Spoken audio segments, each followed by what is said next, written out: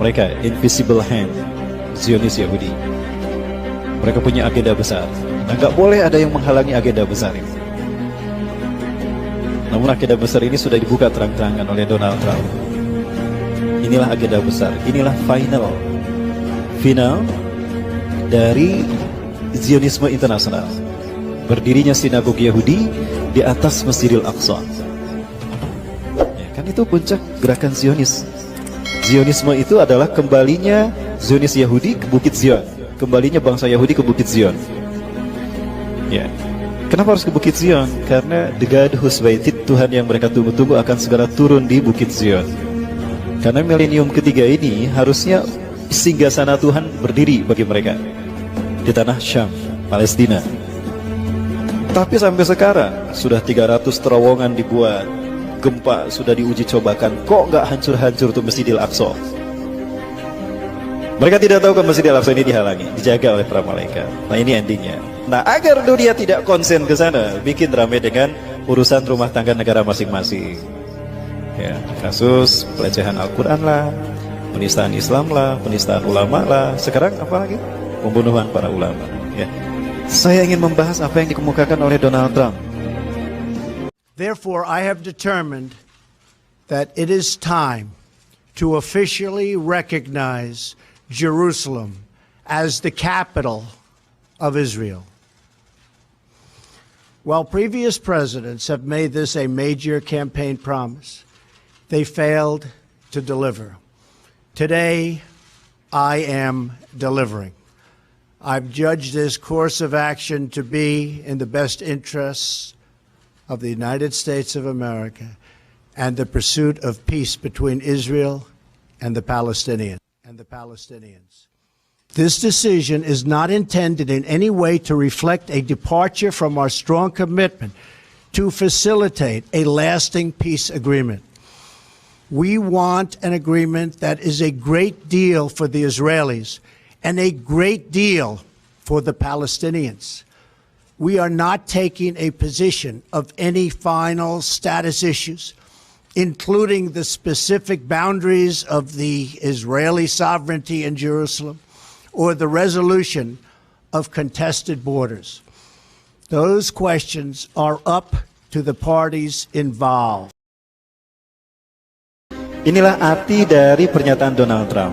Hikmah yang bisa kita petik, makna yang dikandung dari tersirat pernyataan Donald Trump tadi. Today I recognize that the Jerusalem is the capital of Israel. Maksudnya memberikan izin kepada Benyamin Netanyahu untuk mewujudkan segera apa yang menjadi cita-citanya. Ya, ini cita-citanya Bapak Ibu. כל אחד אבל ישראל צריך להיזהר, זה ברכה והצלחה. שתקווה ולתשיר, באתי לבקש את זה בכל העניינים, בזמן שישראל לאחרונה נמצאו כמה עניינים, מה שרואה עוד, וגם אמרתי שעדיין משיח ליבו, אז הייתה מה שהוא ומה הגיעתו. הכנראה שהיא מספיק, שהיום כבר כמה שעות בגיל עדיין ליבו, אבל יש עוד כמה שעות, אבל יש להשתדל גם היום, ובשורות טובות. שמחה וטוב לראות. Sudah banyak kemajuan yang kamu lakukan Benyamin Netanyahu, maka kami pilih lagi jadi Perdana Menteri Israel. Padahal dulu sudah menjadi PM Israel dua periode.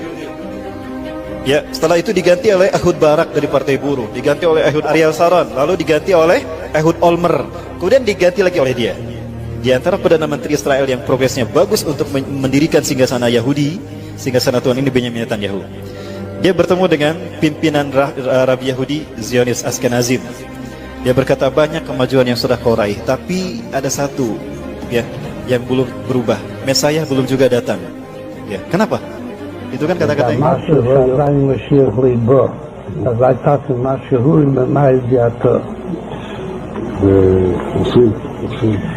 Ibu yang dirahmati Allah, Zionis Yahudi punya ambisi untuk menguasai dunia. Ini sering saya sampaikan di Jericho Project. program yang pernah ternyata diakui oleh seorang misionaris di Indonesia. Saat itu dia terang-terangan, setelah masuk Islam, kita tablik akbir bersama di Sumedang. Beliau menyampaikan, Ustadz, apa yang Ustadz sampaikan betul.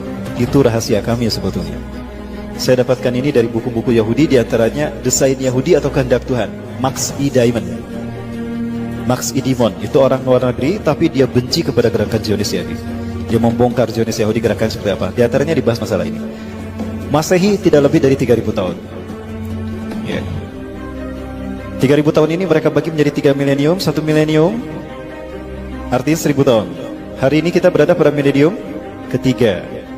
Milenium ketiga inilah yang disebut dengan Y2K. Y2K kadang orang mengenalnya sebagai era kebangkitan teknologi, globalisasi, dan informasi. Bukan, itu kamuflase.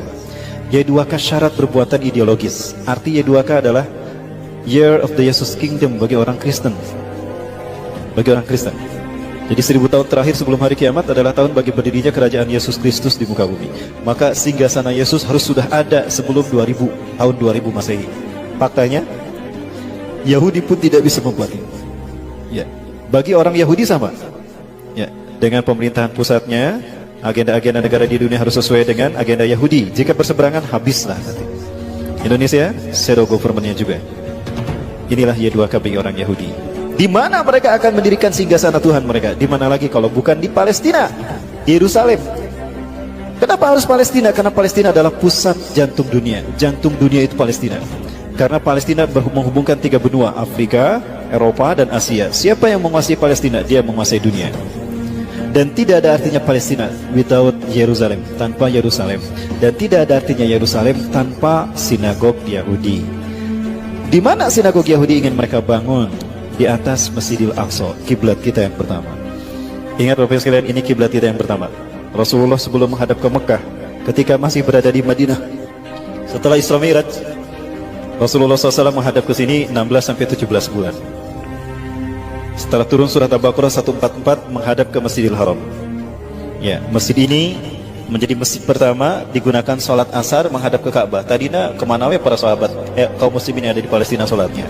Ayo lupa tonggong-tonggong, lupa harup-harup, ya. Ada. Karena kiblatnya, kita mau sholat di situ kemana aja nggak apa-apa.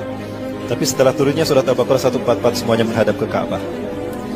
Apa yang terjadi? Kalau saya lihat pernyataan Donald Trump ini artinya memberikan izin kepada Yahudi untuk menghancurkan masjid ini dan mereka ganti dengan sinagog Yahudi. Ini nanti yang akan berdiri, dan ini kesepakatan yang antara Yahudi dengan Amerika bahwa sinagog yang akan dibangun seperti ini. Mereka akan bersambung menyambut Tuhan mereka, Mesayah atau Al-Masih, teman-teman sekalian. Kalau ini terjadi dan kita masih hidup, malulah kita di hadapan Allah.